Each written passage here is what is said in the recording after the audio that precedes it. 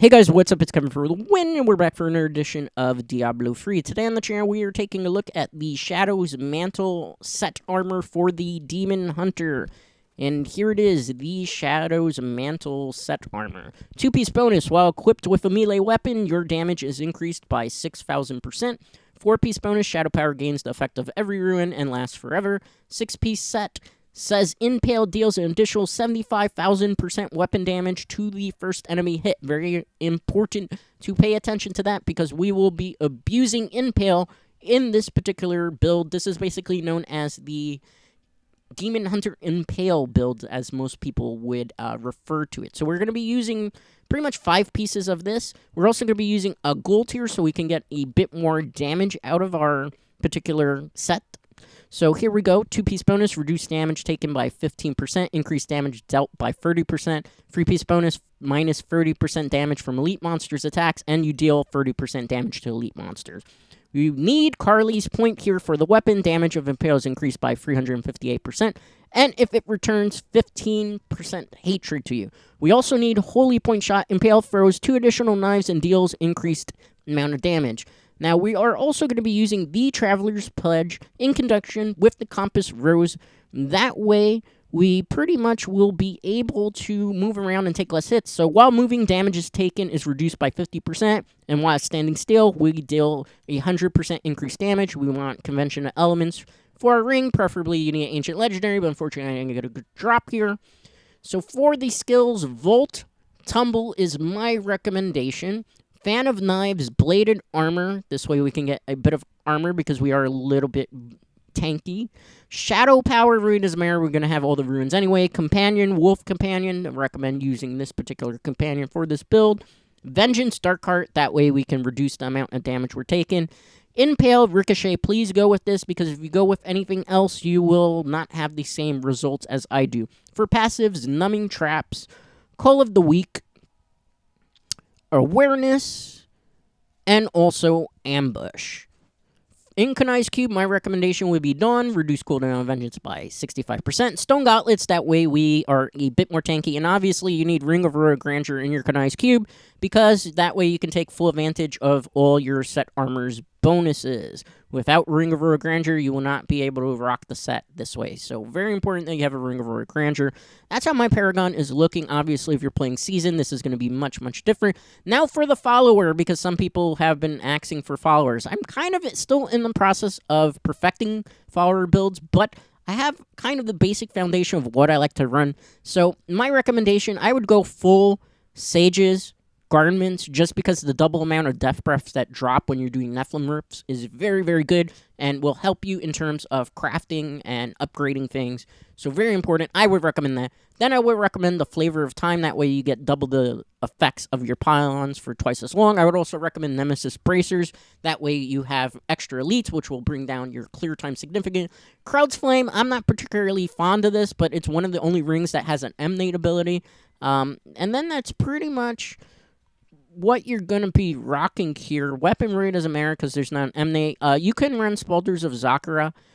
If you get the gloves, in particular Gloves of Worship, I would recommend those over it. Again, like I said, I'm still in the process of perfecting follower builds. I'm going to make a follower video in the future. So that's just kind of basic recommendations of skills that will help you generally no matter what class that you are playing. Now, for the purpose of this showcase, we're going to be doing 4 Greater Rifts.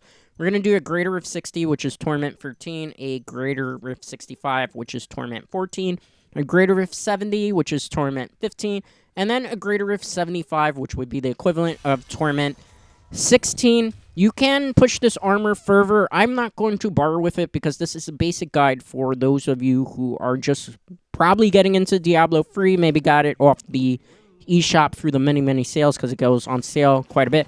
So the minute you get into your Greater Rift, the first thing that you're wanting to do is cast your Shadow Power. Remember, you have all the ruins, so it's not really going to matter which ruin that you pick. Then you're just going to start using your Impale. Your Impale, as you see here, shoots out 3 blades, and those blades ricochet off to other targets. Keep in mind that that first attack you dish out is the one that gets the 6-piece bonus. The other ones that pass on, obviously, will do significantly less damage. A way that we mitigate this in terms of damage output is we're going to use a Zay's Stone of Vengeance in our ring or necklace slot. Preferably, you want that as high as possible, level 100, level 90. Obviously, if you're just starting out, it's going to be very important for you to get it as high as possible. Then I would recommend Bane of the Stricken and Bane of the Trap because those usually are the go-to ones. Keep in mind when you use Bane of the Stricken, every time that you have to consistently attack a monster, it will do accumulated damage. Bane of the Trap, when you level up the gem to level 25, automatically cast a slow ability when you use your attacks every once in a while. So that, in conjunction with the actual ability of Bane of the Trap, will do an increased amount of damage. Now, one of the things that you're going to notice, unlike Demon Hunter builds, you kind of have to conserve your hatred a bit more. When you start playing this particular armor set, your general assumption is that you are going to want to constantly click in Impale. No. You need to take your shots and spread them out. Keep in mind that as you are shooting your Impales out, free blades are coming out. Those free blades pass on to our target, so you don't need to constantly dish out Impale. One of the big drawbacks, in particular with Shadow Impale build, is they tend to run out of hatred very quickly.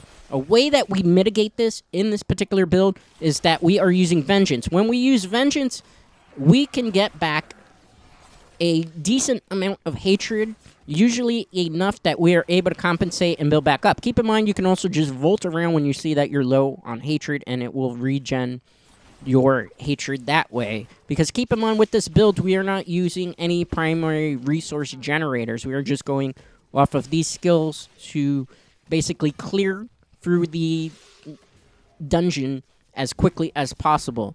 Now, one of the terminologies often used with the Shadow's Mantle build, or in particular the Demon Hunter Impale builds, is that they are elite pack hunters.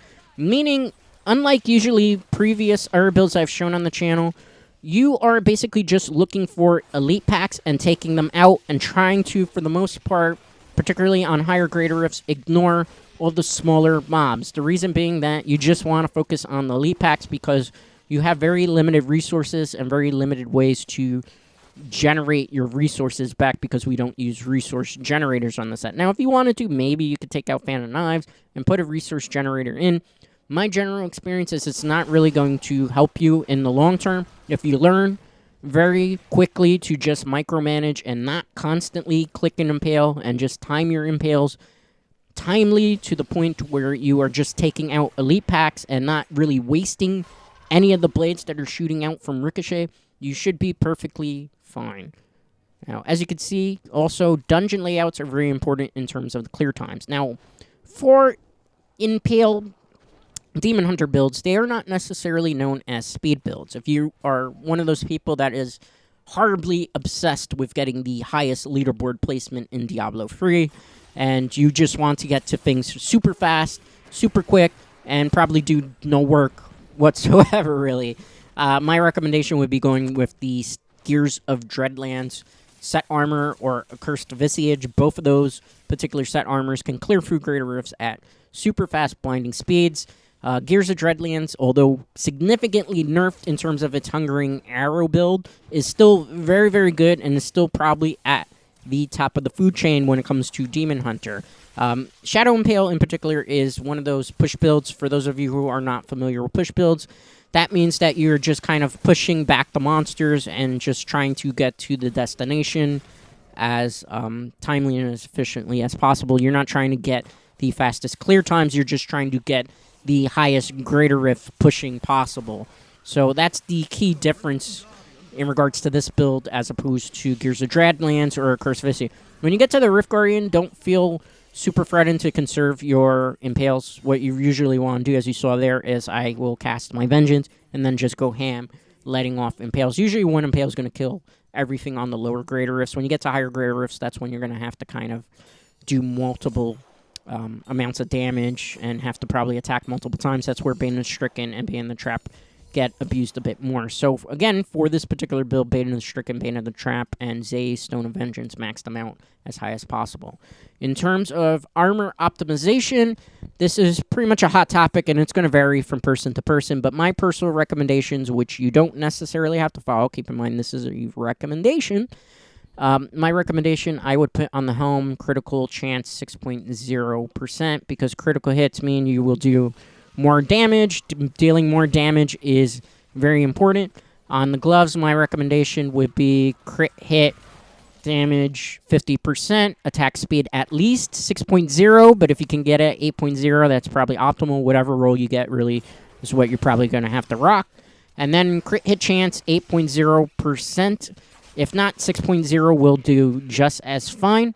It's a matter of what you get in the rolls. Try to get all three of those stats, because you're going to be doing significantly more damage, which means you'll be able to push a bit higher without having your armor fully optimized. Keep in mind that the build I'm using right now is not maxed out.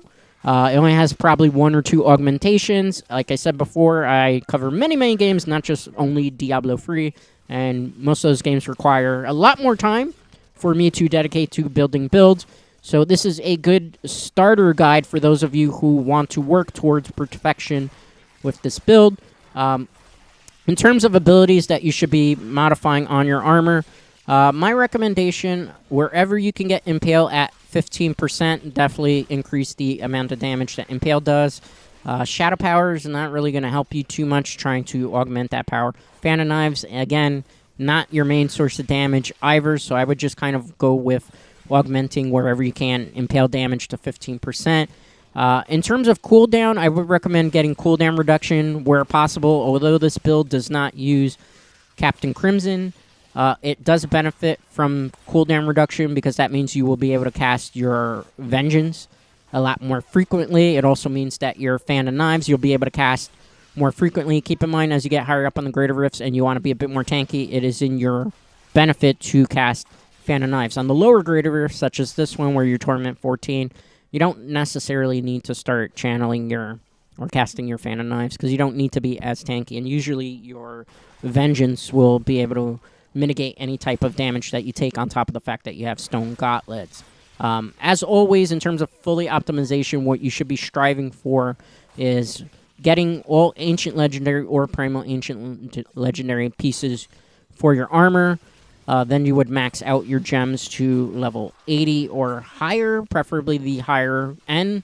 If you're playing seasonal for Diablo 3 and you decide that you are going to just play Impale Demon Hunter as opposed to Curse Visage or Gears of Dreadland, my recommendation very early on is to do your bounties. Do a lot of your bounties. That way you will have a lot of the stuff necessary to be able to not only put things in your Kanai's Cube, you'll be able to upgrade rare weapons. You will also be able to get the plans for a gold, because keep in mind that is plans that drop from goblins, and also there's a small percentage that they will drop from Tyrael's caches. So you want to do as many bounties as possible. Also, while you're doing bounties, it will usually level up your Paragon, which you are going to need extensively, very high if you want to clear out the higher seasonal journey chapters for Diablo 3. Subsequently, also, Carly's Point is kind of a weapon that if you're just relying on regular RNG to get it, you will have a long time trying to get the weapon. My recommendation, when you have a lot of blood shards available and you have a lot of crafting materials, go in and craft a lot of rare swords. The reason I say this is there's only 2 swords for the Demon Hunter in particular that drop and roll. Carly's Point, and also the weapon that boosts Fan of Knives, which I think is called Green Point, if I remember correctly. Don't quote me on that. So there's only 2 possible rare or ancient legendary rolls that you will get with the sword. So my recommendation, if you want to get the Carly's Point, go that way. Get a bunch of rare swords and then just start upgrading them from rare to ancient legendary with the Kanai's Cube, and you will get the weapon a lot quicker that way, as opposed to just relying on it dropping from Nephilim Rifts or Greater Rifts. Alright, so case in point here. Let's look what we got here. As you see, these are all the gems maxed out. I'm using Bane of Trap, Bane of Stricken, and Zay Stone of Vengeance again, for those of you who are going to ask in the comment. Gem of Ease holds no importance here. I'm just leveling up random gems that I will use for augmentations somewhere down the line. Again, this was a super fast clear time. When you see the Rift Guardian, usually one Impale on the lower greater rifts is going to clear things out for you super fast. Okay, let's see. We got a 4 minute 10 seconds clear time with a bit more optimization. We probably get that down to 3 minutes. It's also very reliant on the type of dungeon layout that you get. Long corridors don't really benefit Impale builds as well. Same strategy as before. We're on Greater Rift 70, which is Torment 15 equivalent. When you get into the Greater Rift, cast your Shadow Power. Then, cautiously, and just wait for large packs of mobs to come to you, start using your Impale. Don't go ham. Chuck an Impale, see how many targets get hit.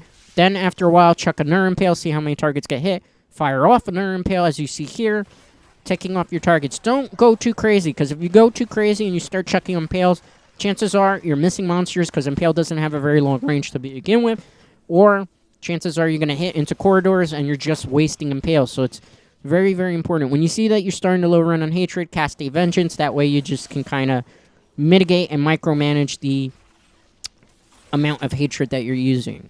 Or losing, for that matter. So, keep that in mind.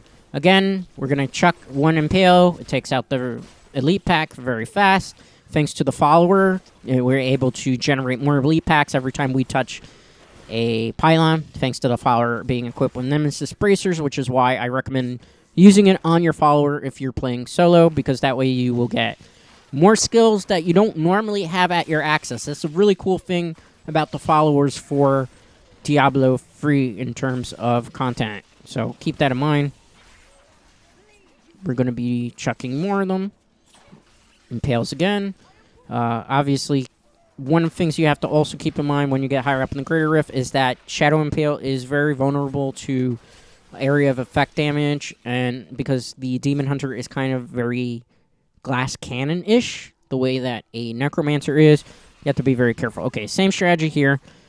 We're just going to kind of back away, chuck an Impale when possible, and we're just kind of elite pack hunting at the moment. We can kind of ignore these guys if we want to, but because there's so many coming at us, we kind of have to just kind of deal with them. We can bolt around if we wanted to, but as you see here, if we kind of leave these particular lower mobs unchecked, they will be a problem for us in the future. We have a Pylon there, which means we're about to encounter another elite pack thanks to the Nemesis Bracers on our Follower that's giving fruit via the innate ability that it has. Really cool feature. If you haven't been paying attention to your followers and how to gear them up, I really recommend looking at some of the extra gear that you have lying around, maybe in your cache, or you have it just laying around, or you get it and you don't think you need another Flavor of Time, but clip that Flavor of Time to a follower, equip the Nemesis Bracers to a follower. Trust me, those extra items with the innate abilities, you can kind of get your follower to give you extra abilities. It's very worth looking into and investing your time in that. But we'll talk more about the followers. I'm planning to do an actual full follower guide as to which follower I think is the best to use and what type of skills you kind of want to be rocking for them. Right now, I would say probably the best one to use, in my personal opinion, is the Templar, although obviously the Scoundrel can increase the amount of critical hit damage you can do, which is kind of helpful for like the classes of the Necromancer, a little bit for the Demon Hunter, but not so much. But the Scoundrel really doesn't deal out a lot of damage, as opposed to like the Templar, that the Templar can kind of hold big elite packs at bay, which is something that's really something worth looking into. Same strategy here. I chuck an Impale. Obviously, the mobs are getting a bit more tanky now, because as you go higher up in Greater Rifts, they have more HP. They're a bit more tanky. They can also deal more hits. So this is why, with Impale in particular, you have to kind of keep a very close eye on where your Impales are going and not just constantly chuck out Impales, because if you do, you're going to burn through your resources and your Hatred. And then if you're out of Hatred with this build, you are in for a bad time. It's usually almost always guaranteed that you are going to die when you do that. So definitely try to avoid that. Now, as I've mentioned previously on the channel, because there's not really a whole bunch of things we can cover in Season 23 of Diablo 3 that we haven't already covered, Diablo 3 content has been reduced to one time a week. We are going to be doing it on Tuesdays for the foreseeable future. Obviously, if something significant were to change within the season, which I don't anticipate that is going to happen, we would probably bring back up Diablo content, but we've already pretty much covered all the armors and all the changed armors, so I don't want to dish out a whole bunch of videos because everything in terms of builds that are not affected by Season 23 changes or reworkings really have not changed at all. Case in point, the starter sets that I covered last season in particular, or particularly at the end of last season, haven't changed. Raiment of 1,000 Storms, information-wise, hasn't changed. Outside of optimizing it a little bit further will probably get you a little bit higher up on the Greater Rifts. Same strategy as before, since we are still low on Greater Rift. 1 Impale usually at Greater Rift 70, and again, keep in mind, I only have 1 augmentation on this particular armor as it stands. Will pretty much one-shot the Rift Guardian here. We're going to identify some of these things, and then probably get rid of them. Keep in mind, I actually don't need any of this loot, but I'm kind of keeping an open mind in terms of the followers now, which is kind of cool because now, if you've been playing Diablo a long time and a while, your extra loot that you don't normally would need has actually benefits because you can repurpose it and just try to gear up all your followers, and then start experimenting with which follower you think works best for the type of playstyle that you do. Alright, so again, Gem of Ease is not for this build. I'm just leveling up random gems. We're going to do one more Greater Rift so I can show you Greater Rift 75. On average, when you have full optimization means you have good stats, good rolls.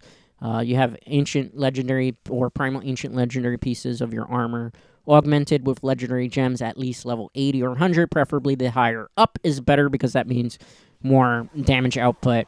My recommendation there is that if you had more optimization and you go fully all in, this armor will cap out at about Greater Rift 130 to 135, and I say 130, 135 with a skilled player, that being a person that knows how to time their windows right, a person that knows how to dodge correctly, a person that knows how to elite pack hunt where they're just kind of ignoring the rest of the mobs. I didn't really do too much elite pack hunting in particular with this build because, again, I'm not fully optimized, and I also want to just kind of show you, particularly those newer players, how a Shadow Impale build works and what basically you're looking at in terms of basic damage output as you're slowly working your way up the ranks and then how much damage you're going to deal. So keep that in mind.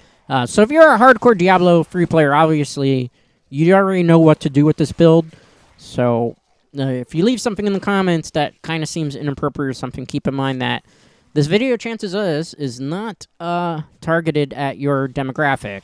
This is targeted towards newer players who might be lost and looking kind of to build new armors. Maybe they're bored. Maybe they just picked up Diablo 3. Like I said before, in terms of the Nintendo Switch platform, which is I play on, which, keep in mind, all the information provided works on any type of platform, whether you're PC or PS4, Xbox Series X, Xbox One, etc., etc.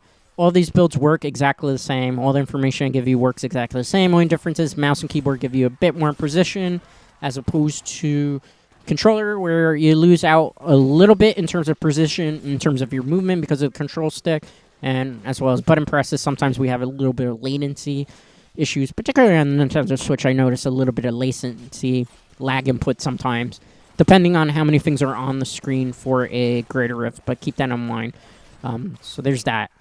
Now, in terms of the next Diablo video, I'm basically looking at previous comments to see what are popular videos that we've done in the past. Particularly, we did the Legacy of Dreams Poison Scythe build, again, because that was a very popular video. I've already covered Whirlwind Barbarian. I've already covered Anaris, which was requested, highly requested, which was very surprising in my personal experience that it would be requested so much on the channel. Probably the next one we're going to do is Chantotum Veer. There has been request for me to do the Magnum Opus set because we never did the Infinite Orb type of build. We only did the Energy Twister builds for that, so that is potentially another route. Again, I'm going to be looking in the comments of previous videos to see what people are looking at and people have been talking about, and then we probably will go back, like Horde in the 90s Savages we haven't featured a while on the channel, so it is potential, but again, it'll be really up to the comments. As I mentioned before also, In terms of content, when Diablo 2 comes out, resurrected on console, and so on and so forth, we will probably be toning down, probably even moving on from Diablo 3 to Diablo 2. It really depends on what Blizzard decides to do with the seasons. I don't see us getting a past Season 24. If we get even a Season 24, I would be shocked at this point, because right now the rumor is that Diablo 2 Resurrected is probably coming out sometime either late summer to mid-fall, going into early winter. So we're looking at potentially a November release date for Diablo 2.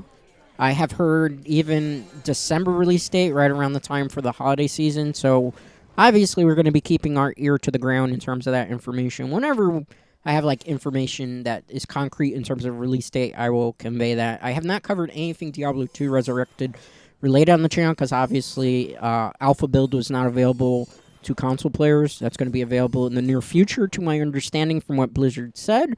So obviously when alpha is available, I will kind of deep dive into that, give my general thoughts and impressions on Diablo Resurrected 2, or Diablo 2 Resurrected. So far, from what I've seen in terms of trailers and the gameplay footage that has been shown off, everything is looking very, very promising. It's just looking like Diablo 2 yet again, but with some nice HD remastering and maybe a couple little minor changes to the way certain things work. So I'm totally on board for that. Definitely looking forward to it. Like I said before on the channel, Diablo 3 to me right now has gotten pretty stale, which is why I'm slowing down on content. All right, so greater if 75, 3 minutes and 54-second clear time, which is really good. I could do a 8er, greater if 80, 90, probably even 100 in this build. Not fully optimized, I'd be just fine. But I'm not going to do that because there's really no point. You've kind of seen how this fares on Tournament 16. It's up to you to push this build even further. And feel free to leave a build of your own in the comments. Anyway, that's going to do it for this week's Diablo 3 video. I will see you next time. Make sure to give this video a like and subscribe to the channel if you haven't already done so.